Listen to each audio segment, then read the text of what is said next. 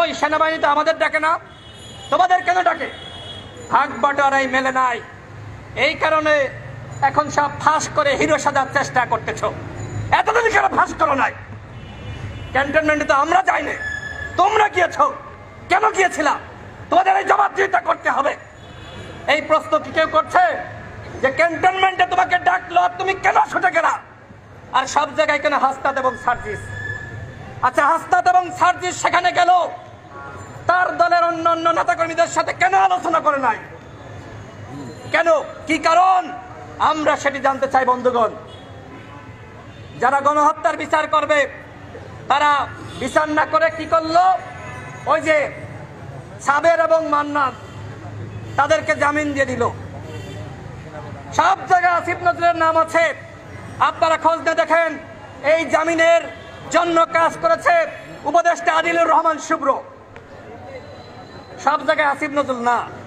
এই যে জামিনের জন্য কাজ করেছে উপদেষ্টা আদিলুর রহমান শুভ্র সাহেব, তারা বলছেন যে তারা নাকি ক্লিন ইমেজের ব্যক্তিত্ব। এই যে এখন আসছে না যে সাবেরকে সভাপতি করে আর তমককে সেক্রেটারি করে দল গঠন করা হবে, তাহলে কি এই আদিলুর রহমান শুভ্র এবং রেজওয়ানা যারা জামিনের জন্য কাজ করলো তাদের কি এই পুনর্বাসনে ভূমিকা নাই? ভূমিকা আছে। সুতরাং এই যে উপদেষ্টা পরিষদ, আমরা আগেই বলেছি যদি গণহত্যার বিচার এবং রাষ্ট্র সংস্কার করতে চান তাহলে সবার আগে এই উপদেষ্টা পরিষদের সংস্কার করতে হবে। আপনারা 6 মাস থাকবেন নাকি 8 মাস থাকবেন, আমাদের কথা একটাই, এই উপদেষ্টা পরিষদের পুনর্গঠন করতে হবে। গণ অভ্যুত্থানে যারা ভূমিকা রেখেছে সকল পক্ষের মতামত নিয়ে, প্রতিনিধি নিয়ে একটি নতুন তত্ত্বাবধায়ক সরকার গঠন করতে হবে। কারণ কি?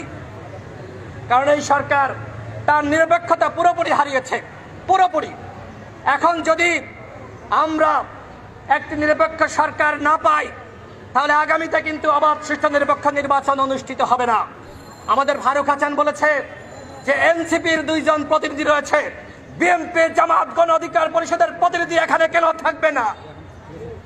তারা 2 জন থাকুক, আমাদের আপত্তি নাই, কিন্তু অন্য প্রতিনিধিদের নিয়ে তত্ত্বাবধায়ক সরকার ব্যবস্থা গঠন করতে হবে এবং সেই সরকারের প্রধান থাকবে অন্তর্বর্তীকালীন সরকারের যিনি বর্তমানে প্রধান রয়েছেন ডক্টর ইউনূস। আপনারা কি এই দাবি সমর্থন করেন? আমরা মনে করি সরকারের নিরপেক্ষতা দরকার। এনসিপির বন্ধুরা দল গঠন করেছে, আমাদের কোনো আপত্তি নাই, আমরা শুভকামনা জানিয়েছি, কিন্তু একদিকে সরকারেও থাকবেন, বিরোধী দলেও থাকবেন, ওই আখেরটাও খাবেন, গাছেরটাও খাবেন, মাথারটাও খাবেন, সেইটা কি হয়? যে কোনো একটা খাইতে হবে।